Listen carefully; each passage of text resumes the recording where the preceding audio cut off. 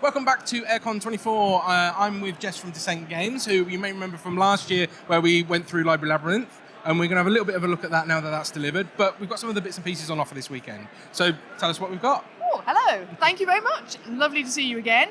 So, we have on this stand, we have three main things. We have Disarm the Base.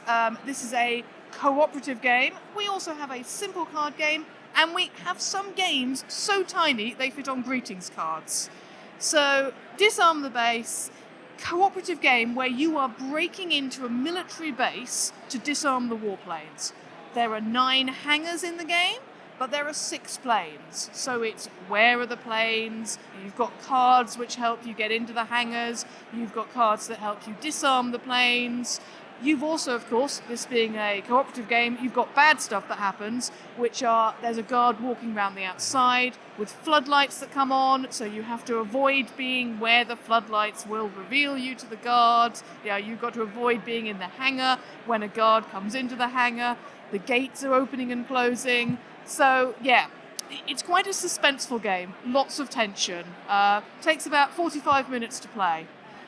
Not one, I would say, for people who have analysis paralysis. Okay, so there's a lot, people who say, "Oh, I'm not quite sure what to do." No, you got to go for it. Well, if you was attacking a base and trying to disarm the plane, you wouldn't have moments to think about stuff, would you? You'd just be getting in there and getting it done. Exactly. And hoping for the best. There's a lot of tension in this game, so Perfect. Yeah. Something a little bit smaller?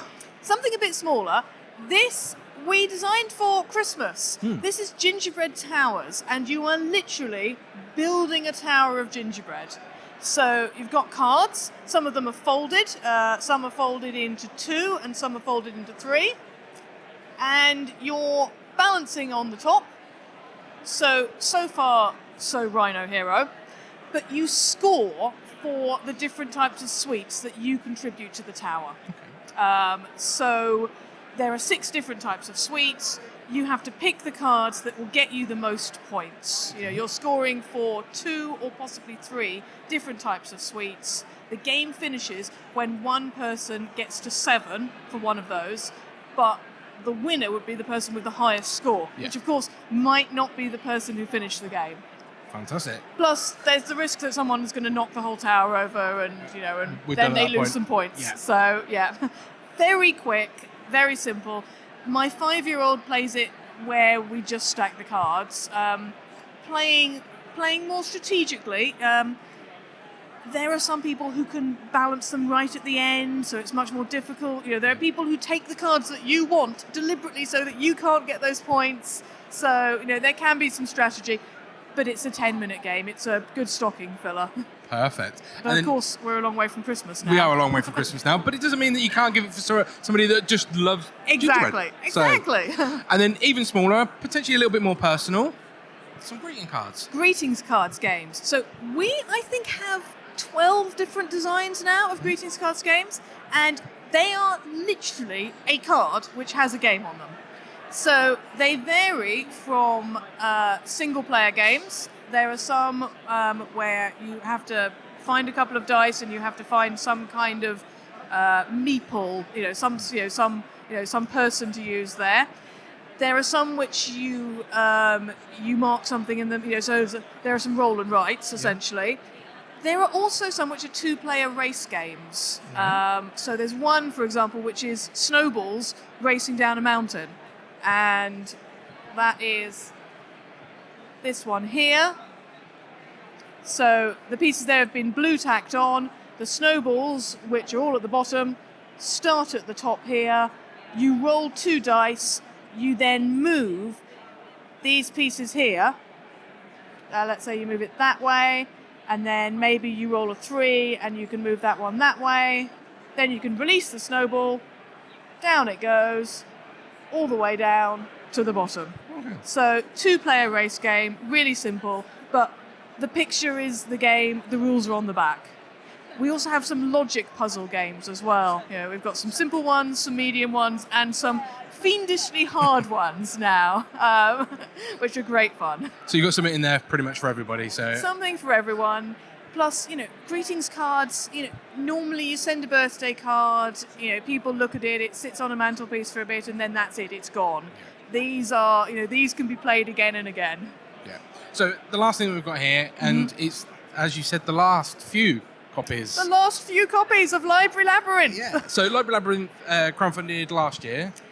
Yeah, the actual Kickstarter was 2022, Yep. and then when we came to Airecon last year, then the games were on a boat.